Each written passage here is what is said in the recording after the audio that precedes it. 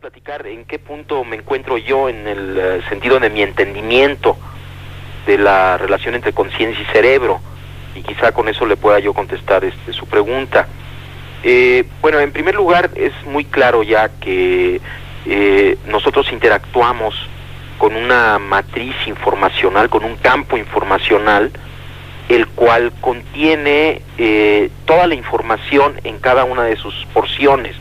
Es una matriz informacional de tipo holográfico, pero no hay a ese nivel cualidad de la experiencia, no hay objetos separados unos de los otros, sino que es un campo informacional de una complejidad extraordinaria. Nuestro cerebro interactúa con este campo informacional que algunos le llaman el campo cuántico, otros como David Bohm le llamaba el orden implicado, la teoría sintérgica le llama el campo sintérgico, en fin, no importa cómo se le llame, los físicos actuales están hablando de un campo preespacial. El cerebro interactúa con este campo y a partir de esta interacción, como una resultante final del procesamiento cerebral, aparece la realidad perceptual tal y como la conocemos. Esto es, los objetos con sus colores, con sus formas, con sus texturas.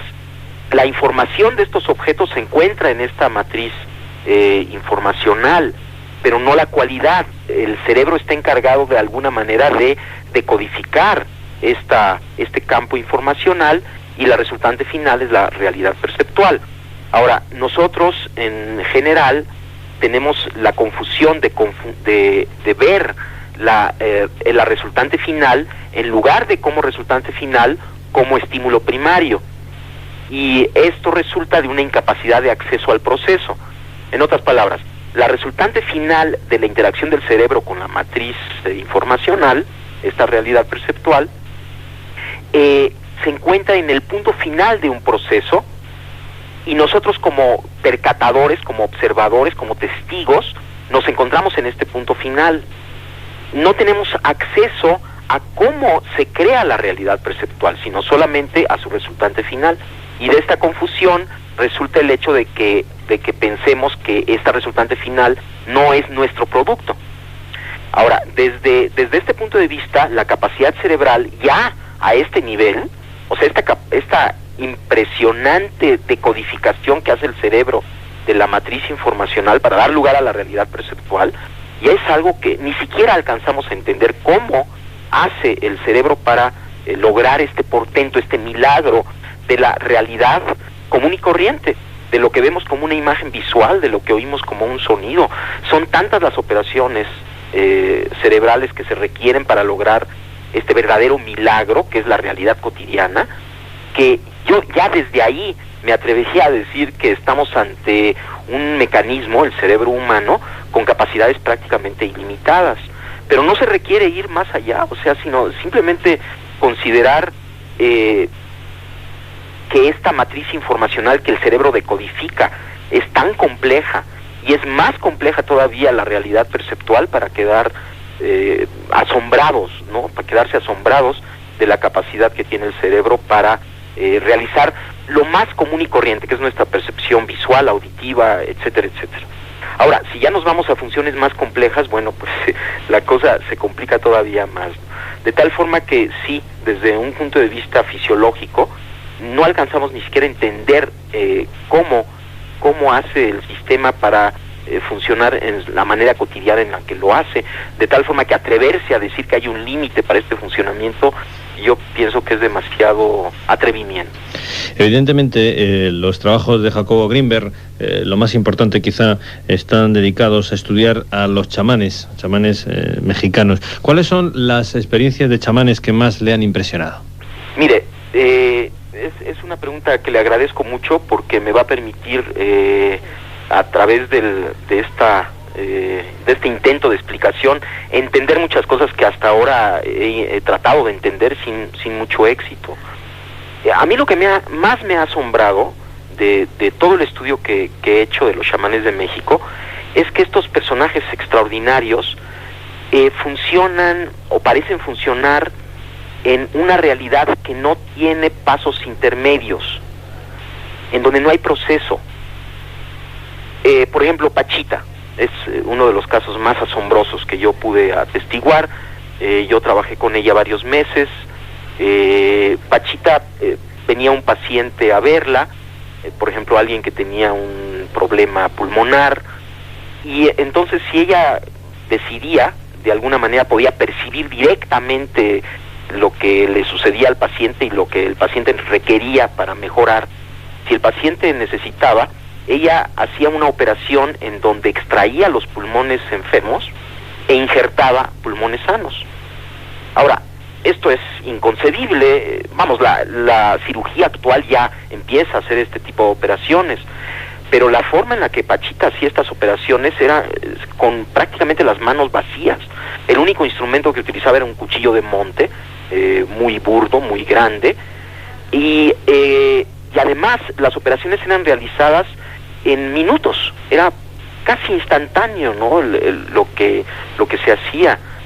Y yo cada vez que veía esto y otras operaciones que están descritas en este libro que usted acaba de mencionar, me asombraba cada vez más de la inexistencia de pasos intermedios. Esto es, Pachita sacaba el pulmón enfermo, injertaba el otro pulmón y listo. De alguna manera todo quedaba arreglado, como si no hubiera necesidad de una serie de procesos que normalmente uno supone que deben de ocurrir para la interconexión de los órganos injertados. Y al preguntarle al Pachita qué pasaba, cómo es que hacía este portento, ella decía que el proceso simplemente ocurría así. No solamente operaciones de pulmón, sino de corazón, de cerebro, cosas verdaderamente extraordinarias, siempre tenían esta característica en donde parecería que Pachita estaba localizada como ser sentiente, como ser sensible, en un nivel de la realidad en donde lo que ella deseaba ocurría. No había ningún mecanismo aparente, ¿no?, entre su deseo y la realización del deseo. Y su deseo, si su deseo era materializar un objeto, el objeto aparecía mágicamente de la nada, o si su deseo era desaparecerlo, también ocurría. Esto era lo más asombroso, y a mí a lo que me ha llevado después de muchos años de reflexión este portento, ¿no?, que hacía Pachita, y otras cosas que han hecho otros chamanes, que sería muy largo de platicar. Esto lo he publicado en México en 7 volúmenes que se llaman Los Chamanes de México.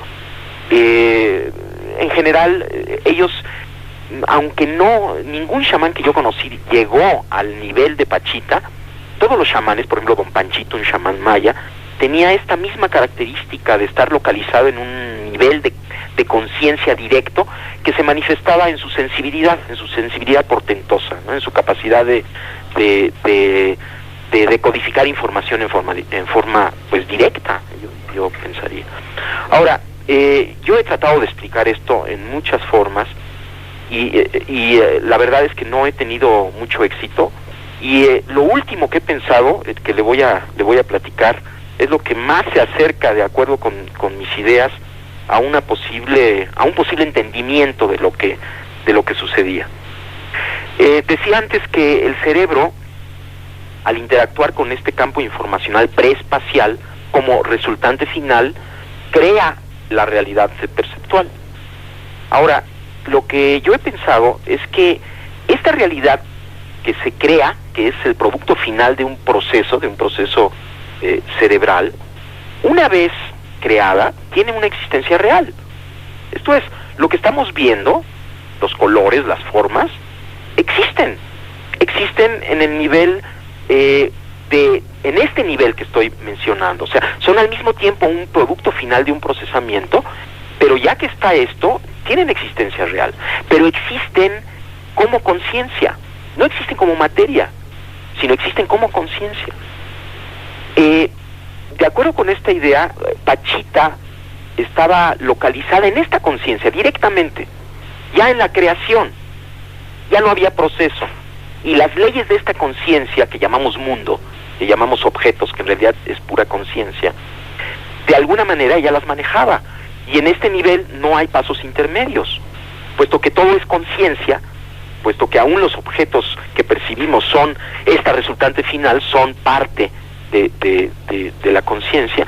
Entonces, si uno está totalmente localizado ahí, si uno no tiene ninguna duda acerca de que la realidad es ese nivel, entonces uno simplemente funciona en ese nivel con las leyes de ese nivel. De tal forma que esto es lo que yo estoy empezando a concluir después de 15 años, ¿no?, de estar pensando acerca de y tratando de explicarme qué es lo que sucedía con Pachita. Y si se fija, la explicación es de lo más sencilla que hay y al mismo tiempo de lo más complejo, como creo lo que tiene más valor, ¿no?, que es al mismo tiempo muy simple, muy sencillo, pero al mismo tiempo muy complejo. Quizás su teoría sintérgica sea el puente perfecto para entender la realidad entre el universo cuántico subatómico y el orden implicado de David Bohm. Exactamente. Y además yo pienso que es el inicio. Para mí se ha convertido esta nueva idea que estoy teniendo en una fuente inagotable de aventuras de la conciencia, en mi propia conciencia, porque obviamente esta idea no es nada más intelectual, ¿no?, sino viene de una vivencia, y estoy intentando vivir en ese nivel, ¿no?, intentando recordar todo el tiempo esto y ver qué es lo que sucede, y es verdaderamente precioso, ¿no? Uno acepta esta realidad como un milagro, como una creación, como parte de la conciencia, se santifica lo cotidiano. Hay una serie de efectos muy bellos, ¿no?, que todo se llena de amor, hay una hermandad enorme entre todo, porque uno entiende que en ese nivel todo está unificado. Los estudios realizados a chamanes como Rodolfo Flores, que estuvo en nuestro programa, recordarán nuestros oyentes antes de verano, unen la ciencia con la unidad espiritual de conciencia que ellos perciben. Definitivamente sí. Mire, la teoría sintérgica afirma que dentro del procesamiento que el cerebro hace para construir la realidad perceptual, uno de los últimos procesos es la creación del campo neuronal. El campo neuronal es una matriz, otra vez, pero resultante de la actividad cerebral. O sea, es una matriz de interacciones entre todas las activaciones de las neuronas de nuestro cerebro. Entonces, la teoría sintérgica afirma que este campo neuronal interactúa con la matriz preespacial y a partir de esta interacción aparece la realidad perceptual. Esa es la teoría sintérgica. Ahora, dependiendo de las características del campo neuronal, de su sintergia, específicamente de su coherencia y de su densidad informacional, de su frecuencia, será el nivel de interacción congruente con el campo cuántico. Se puede predecir o hipotetizar que una persona con un gran desarrollo debería poseer un campo neuronal de alta sintergia, esto es muy coherente, muy equilibrado, pero funcionando en alta frecuencia, y que esto le permitiría interactuar con un nivel más básico que un campo neuronal de menor sintergia.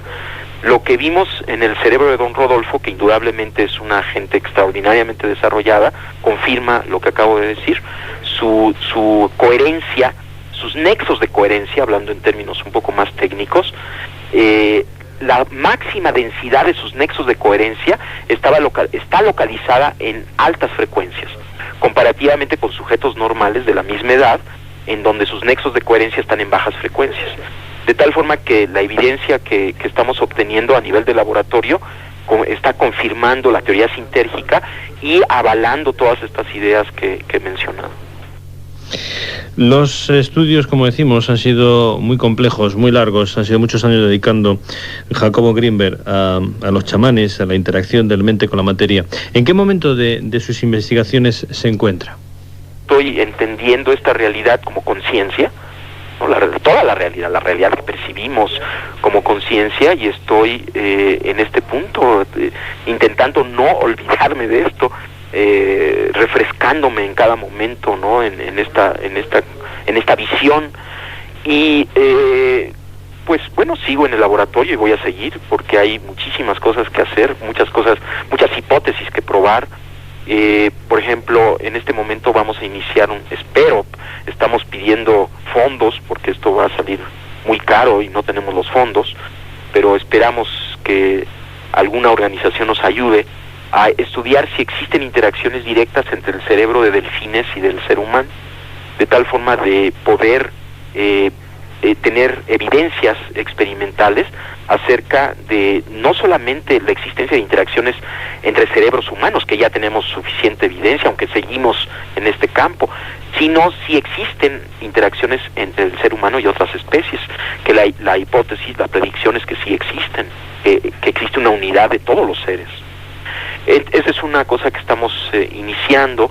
Otra cosa es que estamos esperando una profesora de la India, una colega, que está muy interesada en el estudio del potencial transferido, de la interacción cerebro a cerebro, pero ahora vamos a intentar hacer un experimento a larga distancia entre la India y México, y ella va a estar 3 meses en el laboratorio para pues quedar de acuerdo, entrenarnos ambos, tener toda una metodología, y vamos a ver si podemos hacer el experimento de potencial transferido entre India y México. Esto es muy importante porque una de las consideraciones del punto de vista que le acabo de mencionar es que ya como conciencia existen leyes particulares de la conciencia que no necesariamente son las leyes que conocemos o que conoce la ciencia física.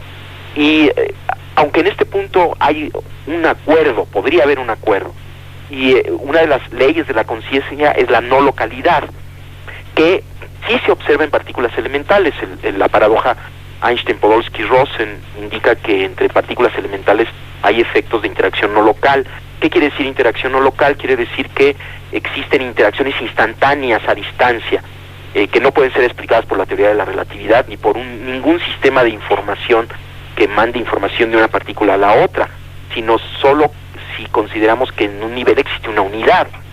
Entonces, bueno, estamos trabajando duro, hay todo un equipo de colaboradores que están muy entusiasmados, ¿no?, trabajando en el laboratorio, y estamos empezando a preparar un nuevo libro. De hecho, bueno, en México apareció un libro que se llama El Yo como Idea. Una porción de este libro, espero que ya haya aparecido en España como El Sabor de la Iluminación, de Editorial Sirio. No sé, creo que ya debe de haber salido. Y estamos preparando un nuevo libro, ya es un libro coeditado, que se va a llamar La realidad como conciencia y la conciencia como realidad, en donde se van a manejar todas estas ideas de la realidad como conciencia, pero al mismo tiempo como producto final de un procesamiento, y la conciencia como realidad. De tal forma que hay pues muchas cosas que hacer, gracias a Dios, mucha curiosidad, ¿no?, por seguir avanzando, y con mucho agradecimiento por todo lo que está sucediendo.